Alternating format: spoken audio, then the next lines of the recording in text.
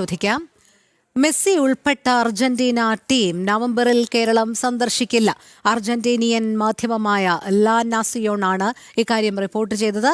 Argentina football ടീമിന്റെ നവംബറിലെ കേരള സന്ദർശനം റദ്ദാക്കിയെന്നും റിപ്പോർട്ടിൽ. ശ്യാം ബാബു കോറോത്ത് ചേരുന്നു. ശ്യാം, മെസ്സി വരും എന്നുള്ള ചില സൂചനകളൊക്കെ രാഷ്ട്രീയ നേതൃത്വം നൽകുന്നുണ്ടായിരുന്നു. പക്ഷേ മെസ്സി ഉൾപ്പെട്ട അർജന്റീന ടീം തന്നെ നവംബറിൽ കേരളം സന്ദർശിക്കില്ല എന്ന് തന്നെയാണോ വ്യക്തമാകുന്നത്? തീർച്ചയായും രോഹിണി, അങ്ങനെ തന്നെ വേണം മനസ്സിലാക്കാൻ. കാരണം മെസ്സി കേരളത്തിൽ എത്തില്ല എന്ന് നേരത്തെ തന്നെ ജനം TV കൃത്യമായി തന്നെ വ്യക്തമാക്കിയിരുന്നു. കാരണം മെസ്സിയെ കൊണ്ടുവരുന്ന പ്രധാന സ്പോൺസർ തന്നെ ഈ കാര്യം ഔദ്യോഗികമായി തന്നെ അറിയിച്ചിരുന്നു. പിന്നെയും കേരളത്തിൽ അർജന്റീന ടീം എത്തുമെന്ന കാര്യത്തിൽ ഏതാണ്ട് ഉറപ്പായ ഒരു സാഹചര്യം ഉണ്ടായിരുന്നു. പക്ഷേ എന്നാൽ മെസ്സിയെ പോലെയുള്ള പ്രധാനപ്പെട്ട താരങ്ങൾ ആ ടീമിൽ ഉണ്ടാകില്ല എന്ന വാർത്തയും നമ്മൾ കൃത്യമായി തന്നെ നമ്മുടെ പ്രിയപ്പെട്ട പ്രേക്ഷകരെ അറിയിച്ചിരുന്നു. എന്നാൽ ഏറ്റവും ഒടുവിൽ നമുക്ക് ലഭിക്കുന്ന വിവരങ്ങളുടെ അടിസ്ഥാനത്തിൽ ഈ അർജന്റീന ടീം പോലും ഇപ്പോൾ നവംബറിൽ കേരളത്തിൽ എത്തില്ല എന്ന വളരെ പ്രധാനപ്പെട്ട ഒരു വാർത്തയാണ് ഇപ്പോൾ. ഒരു പക്ഷേ നിരാശാജനകം അങ്ങനെ തന്നെ വേണം പറയാൻ. അങ്ങനെ ഒരു വാർത്തയാണ് ഇപ്പോൾ പ്രേക്ഷകരുമായി നമുക്ക് പങ്കുവെക്കാനുള്ളത്. അർജന്റീനയിലെ വളരെ പ്രധാനപ്പെട്ട മാധ്യമമായ ലാ നാസിയോൺ ആണ് ഇക്കാര്യം കൃത്യമായി തന്നെ വിശദമായി റിപ്പോർട്ട് ചെയ്തത്. ഇതിൽ ഏറ്റവും എടുത്തു പറയുന്ന ഒരു കാര്യം, നവംബറിൽ കേരള സന്ദർശനം അതിനുവേണ്ടി സാധ്യമായതെല്ലാം അർജന്റീന ഫുട്ബോൾ അസോസിയേഷന്റെ ഒരു ഉദ്യോഗസ്ഥന്റെ കൃത്യമായി തന്നെ അടിക്കുറിപ്പോടുകൂടി അല്ലെങ്കിൽ അദ്ദേഹത്തിന് നിന്ന് ലഭിച്ച വിവരങ്ങളുടെ അടിസ്ഥാനത്തിലാണ് ഇപ്പോൾ ഈ മാധ്യമം റിപ്പോർട്ട് ചെയ്തിരിക്കുന്നത്.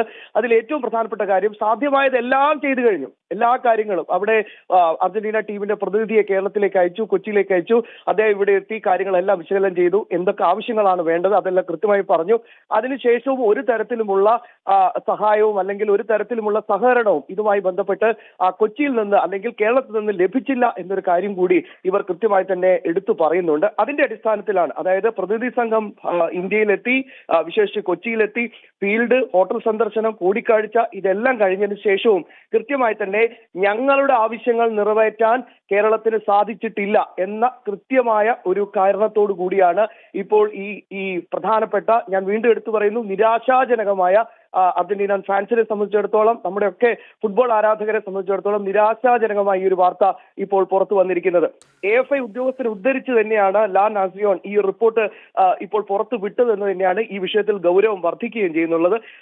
ഏറ്റവും പ്രധാനമായി അവർ ഒരു കാര്യം കൂടി ചൂണ്ടിക്കാണിക്കുന്നത്, ആവർത്തിച്ചുള്ള കരാർ ലംഘനങ്ങളാണ് ഇങ്ങനെ ഒരു വിഷയത്തിലേക്ക് അല്ലെങ്കിൽ ഇങ്ങനെ ഒരു തീരുമാനത്തിലേക്ക് ഇപ്പോൾ അർജന്റീന ഫുട്ബോൾ അസോസിയേഷനെ കൊണ്ട് ചെന്നെത്തിച്ചത് എന്ന കാര്യം കൂടി കൃത്യമായി അടിവരയിടുന്നു. ഇനി പ്രധാനമായി വരുന്ന ചോദ്യങ്ങൾ, ഈ വിഷയത്തിൽ എവിടെയൊക്കെയാണ് വീഴ്ച സംഭവിച്ചത്, എങ്ങനെയൊക്കെയാണ് വീഴ്ചകൾ ഉണ്ടാക്കിയത്, ഇത്തരത്തിലുള്ള ഒരു നീക്കം. അതായത് ആദ്യം മെസ്സി വരുമെന്ന് പറയുന്നു, മെസ്സി വരില്ല എന്ന് ഉറപ്പായ ശേഷവും മെസ്സി വരുമെന്ന് ഉറപ്പിച്ചു പറയുന്നു.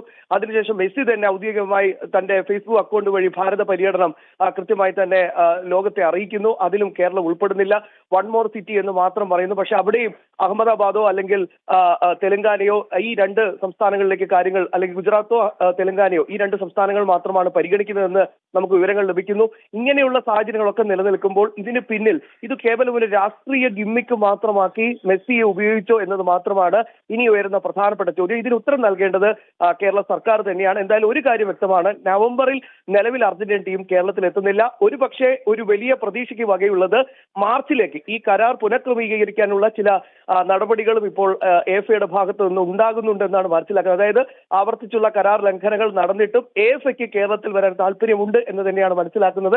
അങ്ങനെയെങ്കിൽ അടുത്ത മാർച്ച്, അതായത് 2026 മാർച്ചോടുകൂടി അർജന്റീന ടീം കേരളത്തിൽ എത്താനുള്ള സാധ്യതയും ഇപ്പോൾ AFI പരിശോധിക്കുന്നുണ്ട്. അതിനുത്തരം നൽകേണ്ടത് കേരള സർക്കാരാണ്. ശരി, ശ്യാം ബാബു ആണ് വിവരങ്ങൾ നൽകിയത്.